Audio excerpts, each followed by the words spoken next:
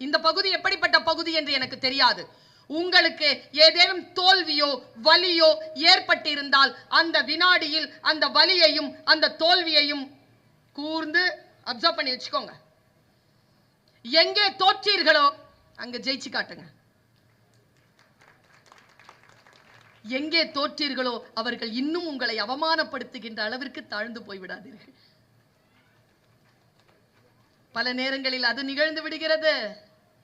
நாம் தோற்றுவிட வேண்டும் என்பதற்காகத்தானே வழி தந்தார்கள். அவர்களுக்கு முன்னால் நாம் தோற்கலாமா? அவர்களுக்கு முன்னால் நாம் மயங்கி கிடக்கலாமா? கிடக்காமல் இருப்பதற்கான வழியை கண்டுபிடித்து மேலே ஏறுவதற்கான அந்த ஆற்றலை பெறுவது. நான் பல நேரங்களில் யோசித்து பார்த்திருக்கிறேன். பல பேருக்கு நான் சொல்லுவது புரிந்து போகும், சில பேருக்கு புரிவதே இல்லை. இந்த கூட்டத்தில், இந்த மூங்கில் காட்டில் எந்த மூங்கில் புல்லாங்குழல் என்று நான் மறுபடியும் கேட்க வேண்டும். ஒரு விஷயத்தை சொல்கிறேன். வாழ்க்கையின் ஆதாரம் நமக்கான விஷயமாக வருகின்ற பொழுது அதை எப்படி வடிவமைப்பது? இப்ப நான் இங்க எல்லாருக்கிட்டையும் எல்லாருக்கும் கனவு இருக்குல்லப்பா. குழந்தைகளுக்கெல்லாம் கனவு இருக்குல்ல? எல்லாருக்கும் இருக்கு கனவு. யாருக்கு இல்ல கனவு? எல்லாருக்கும் இருக்கு. உதாரணமா சொல்லவா, டிரைவ் பண்ணணும்னு நிறைய பேருக்கு கனவுங்க. சின்ன வயசுல இருந்தே கனவு பல பேருக்கு, காரை டிரைவ் பண்ணணும். அந்த கனவுல எதை தெரியுமா மிஸ் பண்ணிடுறோம்? சொந்த வண்டி ஓட்டுறதா வாடகை வண்டி ஓட்டுறதாங்கிறதுல மிஸ் பண்ணிடுறோம். டிரைவரா வரணும்னா இயற்கை டிரைவர் ஆக்கிருது. அதுல எதுன்ற தெளிவு உங்களுக்கு இல்லாததுனால எது கொடுக்குதோ அதை நம்ம வாங்கிக்க வேண்டியதா இருக்கு. ரொம்ப மிகப்பெரிய ஆழமான ரகசியத்தை சொல்கிறேன். நான் இந்த உலகத்தில் எதை தேடிக்கொண்டிருக்கிறேனோ அது என்னை தேடுகிறது என்று சொல்கிறார் ரூமி. ரொம்ப ஆழமான வார்த்தை இது நான் சொல்வது. ஒரு 17-18 வயசு பசங்க கிட்ட போய் சொல்லிட்டேன், நீ எதை தேடுகிறாயோ அது உன்னை தேடுகிறது ரூமி சொல்கிறார். ஒருத்தன் எழுந்து கத்துறான், நிஜமாவா மேடம்? நம்பலாமா மேடம்? நீங்க சொல்றத நான் நம்புறேன் மேடம். ஏய் அது இல்லடா, நீ சொல்றது வேற, நான் சொல்றது வேறடா. நான் அப்படிதான் என் முட்டி வலிக்கோ முட்டி இடிச்சிக்கோன்னு சொல்லிட்டு பஸ்ல ஏறும்போதெல்லாம் யோசிப்பேன்டா, 12 வருஷத்துக்கு அப்புறமா ஒரு 2 வீலர்ல போய் விழுந்து முட்டி பேந்துருச்சுடா. நீ எதை தேடிக்கொண்டிருக்கிறாயோ அது உன்னை தேடுகிறது. அது மரணமாக இருந்தாலும் உங்களை தேடும், ஆபத்தாக இருந்தாலும் உங்களை தேடும், காமமாக இருந்தாலும் உங்களை தேடும், போதையாக இருந்தாலும் உங்களை தேடும். நீங்கள் எதை தேடுகிறீர்கள் என்பதில் தான் உங்களுடைய வாழ்க்கையின் உயர்வும் தாழ்வும் இருக்கிறது என்பதனை புரிந்து கொள்ளுங்கள் என் தோழமை. சில விஷயத்திற்கு நோ சொல்லுங்கள். அது வருவதனால் உங்கள் வீழ்ச்சிக்கு அது காரணமாக இருக்கும் என்றால், நான் ரூமி சொல்லுகின்ற இன்னொரு வார்த்தையை சொல்லிவிட்டு போகிறேன். இது வெறும் பேச்சாக நான் பேசவில்லை, சிவகங்கையில் மட்டும் நான் சொல்கிறேன். மற்ற இடங்களில் நான் பேசுவது வேறு. இங்கே மட்டும் நான் பேசுகின்ற ஒவ்வொரு வார்த்தையும் வித்தியாசமான வார்த்தைகளை போட்டு கொண்டு வருகிறேன். ரூமி சொல்லுகின்ற இன்னொரு வார்த்தையை சொல்லுகிறேன். முடிந்தால் உங்கள் வீடுகளில் சென்று இரவிலே உங்கள் டைரி குறிப்பில் இதை எழுதி வைத்துக் கொள்ளுங்கள். ஒவ்வொருவரும் எழுதி வைத்துக் கொள்ளுங்கள். உன் காரணமாக நீ தோற்கடிக்கப்படுகின்ற பொழுது, உன் காரணங்களால் நீ தோற்கடிக்கப்படுகின்ற பொழுது, அந்த காரணங்களின் மீது மட்டும் சந்தேகம் வராதது ஏன்? எல்லா தவறுகளும் நடக்கின்றன, ஆனால் காரணங்களை அடுத்தவர்கள் மீது சுமத்துகிறோம். இந்த பிழை நடப்பதற்கு, என் வாழ்க்கையில் இந்த தோல்வி நடப்பதற்கு ஏதோ ஒரு காரணமாக நான் இருக்கிறேன் என்று நான் அந்த காரணங்களின் மீது சந்தேகத்தை எழுப்புகிறேனோ அப்பொழுதுதான் என் வாழ்க்கையில் சில உயர்வுகளை நான் பெற முடியும். நான் இந்த வார்த்தையை உங்ககிட்ட சொல்றேங்க. நான் பல நேரங்களில் இதை பேசி இருக்கிறேன். மிக நுட்பமான விஷயம் நான் சொல்வது. இப்ப சமீபத்துல மேட்ச் பாத்தீங்களா? சொன்னீங்க, என்ன மேட்ச்னு கேட்கணுமா இல்லையா? ஃபுட்பால் மேட்ச் பார்க்கல, கிரிக்கெட் தான் பார்ப்பேன். வேர்ல்டு கப் நடந்துச்சுங்க. யாராவது ஒருத்தராவது இருக்கிறீங்களா? ஜெயிச்சது எந்த கண்ட்ரி? சபாஷ். யாருமா? அர்ஜென்டினால. Very good. ஒரு 12 வயசு பொண்ணு சிவகங்கையில் இருக்கக்கூடிய ஒரு இடத்துல உட்கார்ந்துட்டு அர்ஜென்டினா மெஸ்ஸின்னு சொல்றானா, மெஸ்ஸியினுடைய வாழ்க்கையில அவன் அடிச்ச டிக்க கொஞ்சம் நினைச்சு பாத்துக்க. அவன் அடிச்சுட்டாங்க, டிக் அடிச்சுட்டான் மெஸ்ஸி. 10 நம்பர் அவனுக்கு, கரெக்டா? ஃபர்ஸ்ட் அவன் எதுல தோத்தான்? சவுதி அரேபியால தோத்தான். ஓப்பனிங் விஷயமே தோத்தான். சவுதி அரேபியா கிட்ட தோத்துட்ட உடனே எல்லாரும் கேட்டாங்கங்க, who is Messi, who is Messi, யார் அவன், யார் அவன். 4 வேர்ல்ட் கப்புங்க, 4 வேர்ல்ட் கப்லயும் அவன் பெஸ்ட் ஃபுட்பாலர், அவன் தான் மேன் ஆஃப் த மேட்ச். அதை வச்சு முத்தம் கொடுத்துட்டு இருப்பான், அது இன்ஸ்டாகிராம்ல இருக்கு, முத்தம் கொடுத்துட்டு இருப்பான். அதுல அவன் முகத்துல ஒரு சோகம் இருக்கும். இந்த மேட்ச் இருக்குல்ல, இந்த மேட்ச்ல ஃபர்ஸ்ட் மேட்ச்ல அவன் சவுதி அரேபியாவோட தோக்குறான். சவுதி அரேபியா வரவே இல்லை இன்னும், அதுக்கு ஃபுட்பாலுக்கே அது எந்த புகழும் கிடையாது. அதுக்கிட்ட அர்ஜென்டினா தோக்குது. கிரேட் ஃபால், இது ஒரு வீழ்ச்சி. எல்லாரும் அவனை கிண்டல் பண்றாங்க. அவன் நொந்து போகலையே, கடைசியா கப்பா அவன் தானே ஜெயிச்சான். 7 கோல் போட்டானு ஒருத்தன். இன்னைக்கு காலையில் என் பையன் அனுப்பியிருந்தான் ஒரு கிளிப்பிங். ஓடுறாங்க, 29 கிலோமீட்டருக்கு ஓடுறான். ஜெயிக்கணும்னு முடிவு செஞ்சிட்டீங்கன்னு வச்சுக்கோங்க, ட்ரெயின், அந்த விஷயத்துல ட்ரெயின் ஆகணும். அவன் ட்ரெயின் ஆனா, அவன் ஜெயிச்சான். ஜெயிச்சிட்டு அந்த வேர்ல்ட் கப்பை வாங்கிக்கிட்ட அவன் நின்று கத்துற போட்டோ எல்லாம் புகழ்பெற்ற போட்டோ இல்ல, ஒரு போட்டோ புகழ்பெற்ற போட்டோ. அதை அவன் பெட்ல போட்டுட்டு மல்லாக்க இப்படி படுத்து தூங்கிட்டு இருப்பான். உலக புகழ்பெற்ற போட்டோ. வெற்றி என்பது எது தெரியுமா? சாதித்த பிறகு நாம் கொண்டாடுவதற்கு பெயர். கொண்டாடுவது என்பது அடுத்த கட்ட நிலைக்கு நம்மை பொறுப்பாக்கி கொள்வதற்காக எடுக்கக்கூடிய ஓய்வுக்கு பெயர் தான் வெற்றி என்று மெஸ்ஸி சொல்கிறான். ஏதோ ஒரு விதத்தில் அவன் காட்டிட்டு போயிட்டான். ரொனால்டோன்னு ஒருத்தன், போர்ச்சுகல், அவன் தோத்தான் மொராக்கோ கிட்ட, எழவே முடியல. அவனுடைய வாழ்க்கை வரலாறை பார்க்கிறேன். அந்த மேட்ச் முடிச்ச உடனே அவன் ஸ்பெயினுக்கு ஃபிளைட் ஏறுறான். ஸ்பெயின்ல போய் சேர்ந்த உடனே அடுத்த நாளே அவன் ட்ரைனிங் ஆரம்பிச்சுட்டான். அவனுக்கு வயது 37. இங்க குதிக்கிறாங்க. ரொனால்டோ. வாழ்க்கையில் வெற்றி பெற்றவர்களை கொஞ்சம் கூர்ந்து கவனியுங்கள். அவர்களுடைய வாழ்க்கை நமக்கு சில மிகப்பெரிய பேருண்மைகளை நமக்கு முன்னால் கொண்டு வந்து போடும். பல நேரங்களில் நாம் தோற்கின்ற இடம் எது தெரியுமா? நம்முடைய மனதிடம் தான் நாம் தோற்று போகிறோம். நம்முடைய புத்தியிடம் தான் தோற்று போகிறோம். எவரெஸ்டினுடைய உச்சத்தை தொட்ட ஜென்சிங்கிடம் கேட்டார்கள், நீங்கள் தோற்காமல் போவதற்கு ஏதேனும் சாத்தியக்கூறு, நீங்கள் ஜெயிக்காமல் போவதற்கு ஏதேனும் சாத்தியக்கூறுகள் இருந்ததா? கேள்வி பாருங்க எப்படி இருக்கு. நீ ஜெயிக்காமல் இருப்பதற்கு ஏதேனும் சாத்தியக்கூறுகள் இருந்ததா? அவன் சொன்னாங்க ஒரு பதில், நான் உங்களுக்கு மந்திரமாக சொல்லிவிட்டு போகிறேன். அவன் சொன்னா, சூழல், ஆக்சசரிஸ், காற்று எதுவுமே எனக்கு தடையா இல்லை. ஒரே ஒரு விஷயத்துக்கு தான் பயந்தேன். என் மனசு நீ ஜெயிக்க மாட்டேன்னு சொல்லிருமோன்னு நினைச்ச, அது எனக்கு சொல்லவே இல்லை, அதனால தான் ஜெயிச்சேன். மனசு சொல்லக்கூடாதுங்க. நான் சொன்னேன் தெரியுமா, கிளாஸ்க்குள்ள போன உடனே ஒரு டீச்சர் என்னை பார்த்துட்டு இப்படி பண்ணுவாங்க,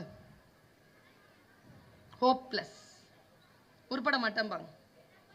என்ன பண்ணேன் தெரியுமா, அந்த டீச்சர் ரிட்டையர் ஆகிறதுக்குள்ள அந்த ஸ்கூலுக்கு அந்த காலேஜ்க்கு 2 இடத்துக்கும் சீஃப் கெஸ்டா போயிட்டு வந்துட்டேன்.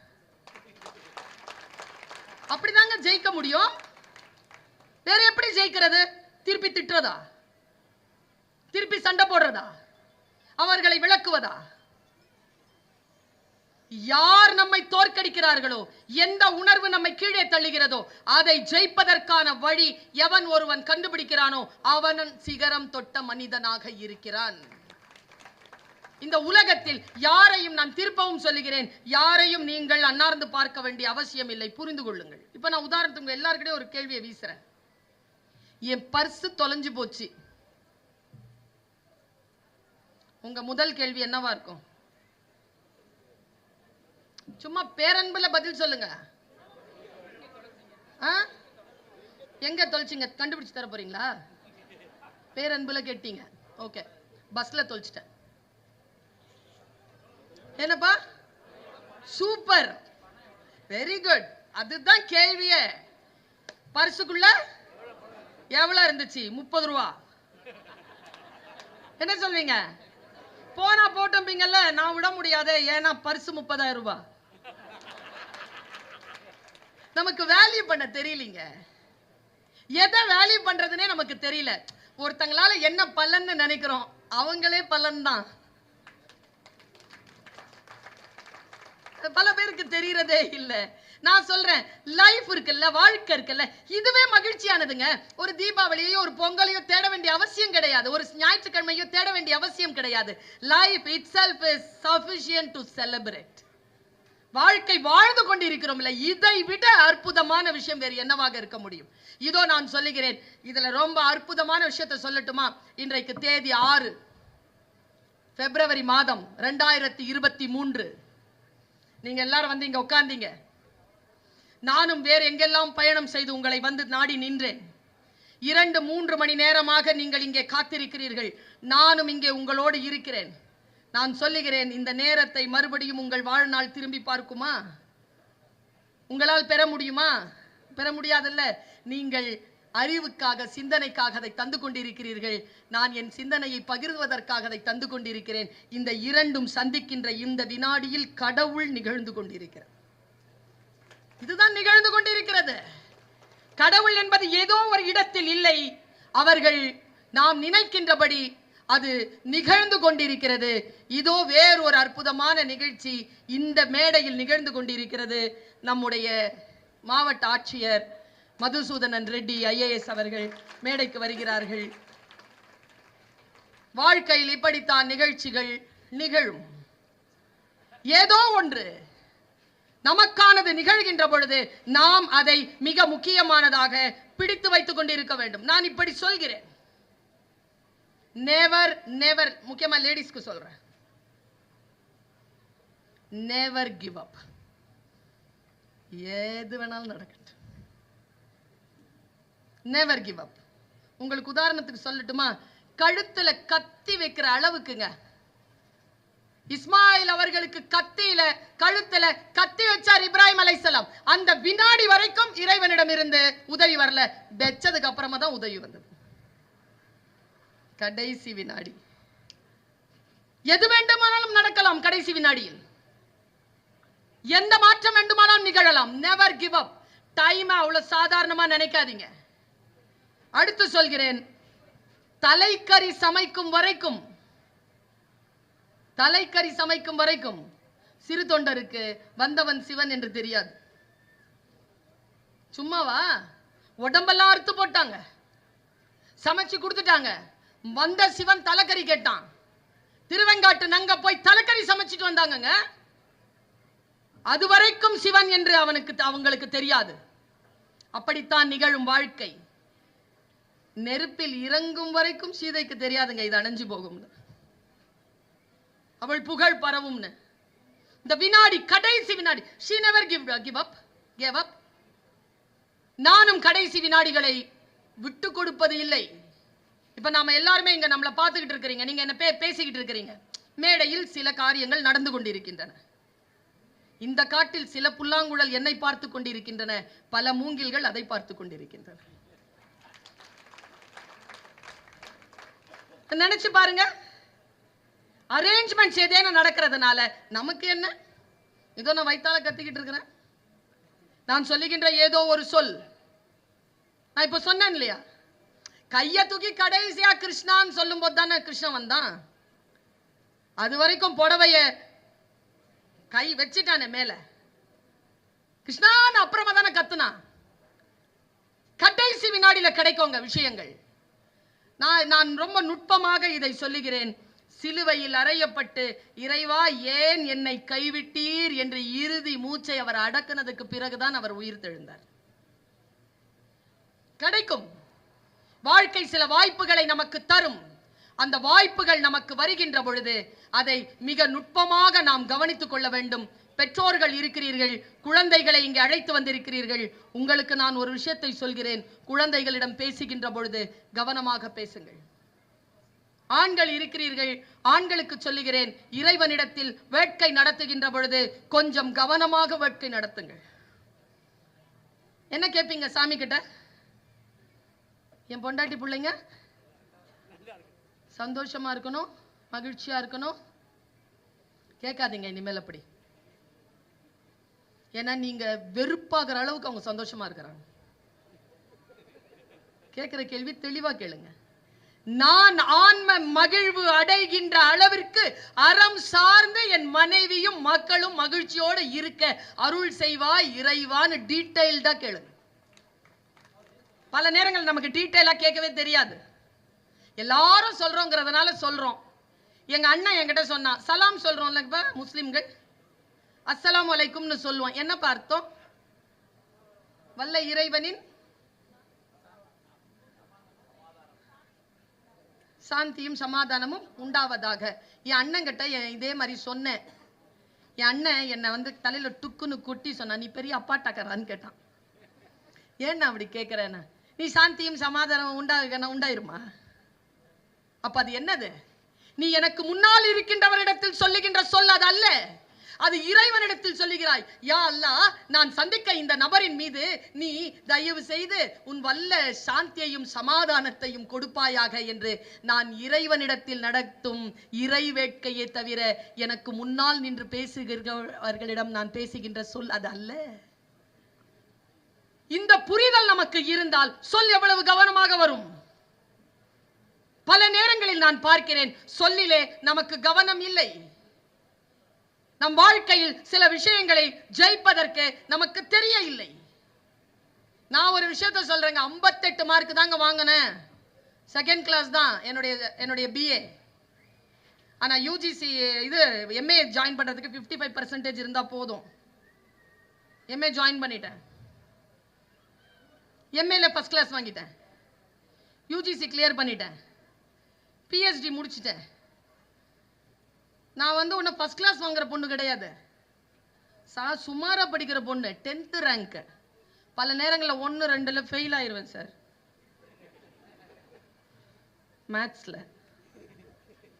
ஃபெயில் ஆயிருவேன், மறுபடியும் படிச்சு பாஸ் பண்ணிடுவேன். ஆனா ஒரு விஷயம் தெரியும், ஒரு விஷயம் புத்தியில போயிடுச்சு, ஃபெயில் ஆனா நீ வாங்குற சர்டிபிகேட்டால நாக்க கூட வலிக்க முடியாது. பாஸ் பண்ணா ஒழுக்கமா அடுத்தவன் மரியாதை செஞ்சு உன்னுடைய சர்டிபிகேட்க்கு ஒரு மரியாதை கிடைக்கும். இது புரிஞ்சிருச்சு மனசுல. ஸ்போர்ட்ஸ்க்கு போனாலும் பேச்சு போட்டிக்கு போனாலும் எங்க போனாலும் அந்த சர்டிபிகேட்ல ஃபைனல் எக்ஸாம்ல மட்டும் ஃபெயில் ஆக போக மாட்டேன், படிச்சிருவேன். இப்போ இது படிச்சிட்டதுனால என்ன நடந்தது தெரியுமா? எம்எஸ்சி மேத்தமேட்டிக்ஸ் படிச்சு யூஜிசி கிளியர் பண்ணி, எம்எஸ்சி பிசிக்ஸ் படிச்சு யூஜிசி கிளியர் பண்ணி, பிஹெச்டி முடிச்சு மிகப்பெரிய ஆளுமையா வந்து உட்கார்ந்து இருக்கிறவங்களுக்கும் எனக்கும் ஒரே சம்பளம் தான். அவங்களுக்கு வேற சம்பளம், எனக்கு வேற சம்பளம் எல்லாம் கிடையாது. எதை படிக்கிறோம் என்பதல்ல, அதை எப்படி படிக்கிறோம், எங்க கொண்டு போய் நிறுத்துறோம். இது வரைக்குங்க எனக்கு ஒரு திமிர் உண்டு. அந்த திமிர் என்ன தெரியுமா? என் நேசம், என் பேரன்பு, என் அறிவின் மீது எனக்கு இருக்கும் நாட்டம், என் தேடல், என் ஒழுக்கம், இதன் மீது எனக்கு திமிர் உண்டு. இந்த திமிர்ல நான் இருக்கிறேன்ல, இந்த திமிர்ல ஒரு விஷயத்தை வாசிக்கிறேன்ல, அது என்னை வேறு வேறு திசைக்கு எடுத்துட்டு போகுது. உதாரணமா சொல்றேன், இதுவரைக்கும் நான் 31 நாடுகளுக்கு பயணம் செய்திருக்கிறேன். இத நிறைய இடத்துல நான் வந்து ரெக்கார்ட் பண்ணி இருக்கிறேன். ஒரு டிக்கெட் கூட என் சொந்த காசுல வாங்கினது இல்லை. இப்போ கூட ஃப்ளைட் டிக்கெட் போட்டது மதுசூதனன் ரெட்டி சார் தான். கிடைக்கும், உயர்வுகள் கிடைக்கும். எப்பொழுது நீங்கள் ஒன்றை எய்திவிட வேண்டும் என்று எழுந்து நிற்கின்ற பொழுது, ரூமி சொல்ற அதே வார்த்தையை சொல்லுகிறேன், எப்படி புரிந்து கொள்கிறீர்கள் என்று எனக்கு தெரியாது. ரூமி சொல்வான், கொய்யா மரத்தில் இருந்து இறங்கு. நாம் நன்றாக காய்த்து தொங்குகின்ற கொய்யா மரத்தின் மீது உட்கார்ந்து கொண்டு கொய்யா பழங்களை சாப்பிட்டுக் கொண்டு நான் உயரமாக இருக்கிறேன், இதுதான் நான் பார்க்கும் உலகம் என்று நினைக்காதே. முதலில் you lose your discomfort zone, come டவுன்ங்கிறார். இறங்கு முதல்ல கீழே. உன் புரிதல்களை, உன்னுடைய விஷயங்களை முதல்ல எம்டி ஆக்கு. பல இடங்களில் நாம எம்டி ஆக்குறதே இல்லை, நம்முடைய மனதை நம்ம எம்டி ஆக்குறதே இல்லை. நான் ஒரு உதாரணத்துக்கு ஒரு விஷயத்தை சொல்லிட்டு போறேன். கவனத்தை சிதறடிக்காமல் இருக்கின்ற பொழுது உங்களுக்கான உயரம் உங்களுக்கு சாத்தியமாகும். கவனத்தை மட்டும் சிதற விடாதீங்க. எனி காஸ், எது வேணாலும் நடக்கட்டும். என்ன கான்சென்ட்ரேஷனுக்கு வந்தீங்களோ, எந்த விஷயத்துக்கு வந்தீங்களோ அதுல கவனமா இருங்க. இன்னைக்கு நிறைவு நாள், இன்னைக்கு சொல்லி பிரயோஜனம் இல்லை, இதை மனசுல வச்சுக்கோங்க. வந்த உடனே புக்கு வாங்காதீங்க. சுத்தி பாருங்க, ப்ராஸ்பெக்டஸை கலெக்ட் பண்ணுங்க, டிக் பண்ணுங்க, பொருளாதாரத்தை பார்த்துக்கோங்க, எல்லாவற்றையும் படித்து முடித்து விடுங்கள். எதை வாங்குகிறீர்களோ அதை படியுங்களேன். படித்து முடிப்பது என்பது எதையும் அது நம்மை விட்டு போதும் என்று சொல்லுகின்ற அளவிற்கு ஒன்றை நாம் ஒரு பொருளை நாம் பயன்படுத்துகிறோமா? ஒரு பென்சில ஒரு பேனாவை கூட பயன்படுத்துறது இல்லையே. முழுமையாக ஒன்றை பயன்படுத்துவது. நான் 4 சொன்னல, 5 சொல்றேன். 5 லேயர் வாழ்ந்துட்டு போயிடுவோம். ஃபர்ஸ்ட் லேயர் தான் வாழ்ந்துட்டு இருக்கிறோம். நிறைய பேர் செகண்ட் லேயர் கூட போறது இல்லை. ஜெயிக்கிறதுக்கான வழி 5 லேயர்ஸ். ஃபர்ஸ்ட் என்ன லேயர் தெரியுமா? காலையில 8 மணி 9 மணி 10 மணிக்கு வெளியில போறீங்களா சம்பாதிக்க, திரும்பி வீட்டுக்கு வரீங்கல்ல, அதான் ஃபர்ஸ்ட் லேயர். ஒரு நாளைக்கு ஒரு மாசத்துக்கு 50,000 30,000 20,000 10,000 1 லட்சம் 2 லட்சம் சம்பாதிக்கிறோம்ல, அதோட வாழ்க்கை முடிஞ்சு போயிடுது. செகண்ட் லேயர் ஒன்று இருக்கு. அதுக்கு தான் இந்த மீட்டிங் எல்லாம். ஃபேமிலி கனெக்டடா இருங்க. ஃபேமிலியில கான்டாக்ட்ல இருக்கிறீங்க. எல்லாம் என்ன பொண்டாட்டி புருஷன் தெரியும், பிள்ளைங்கன்னு தெரியும். இது கான்டாக்ட்ல இருக்கிறது, கனெக்டடா இருக்கிறது. என்ன தெரியுமா? அவள் காலையிலிருந்து சாயந்தரம் வரைக்கும், அவர் காலையிலிருந்து இரவு வரைக்கும், அந்த பெண்கள் ஆண்கள் காலையிலிருந்து இரவு வரைக்கும் என்ன வேலைகள் செய்கிறார்கள் என்பதிலே கனெக்டடா இருக்கிறது. கனெக்டடா இருக்கிறீங்களா? கனெக்டடா இருங்க. Family connection second layer. Third layer சொல்லவா? கொஞ்சம் ரசனையோடு இருங்கள். ரசனை இல்லாம போயிடுச்சு இன்னைக்கு. ரசனை கீழே போயிருக்கிறோம். அதனால் தான் தவறான விஷயங்கள் சமூகத்தில் தலை தூக்குகின்றன. ரசனையோட இருங்க. 4வது லேயர், கொஞ்சம் நமக்காகவே அழுததை நிறுத்திவிட்டு அடுத்தவர்களுக்காகவும் அழத் தொடங்குங்க. இது 4th layer. 5th layer, just connect with God. ஒரு சின்ன கனெக்ஷன் இருக்கட்டும். எங்க ஐயா சொல்வார் பாலராவாயன், பர்வீன் ஏன் தெரியுமா எல்லா மசூதிகள்லையும் சர்ச்சிலையும் கோயில்லையும் பிச்சைக்காரன் வெளியில உட்காந்துருக்கான்? ஏன் சார்? உள்ள ஓவர் கிரௌடடா அப்படிம்பாரு. கோயிலுக்கு போறதே இது குடு அது குடு இது குடு அது குடு. நீ கொடுத்ததற்கே நன்றி சொல்ல முடியவில்லை, இன்னும் இன்னும் அடுத்தடுத்து கேட்பதற்கு அஞ்சுதே என் உள்ளம். சொல்லலாமா இல்லையா? இறைவன் கொடுத்திருக்கிறானா இல்லையா? என் தேவை என்ன என்று படைத்த உனக்கு தெரியும். என் அவசரத்தில் அழுது புலம்பி உன் அருளில் என்ன குறையும்? பேசுங்கள போய் சாமி கிட்ட. பேசுறோமா?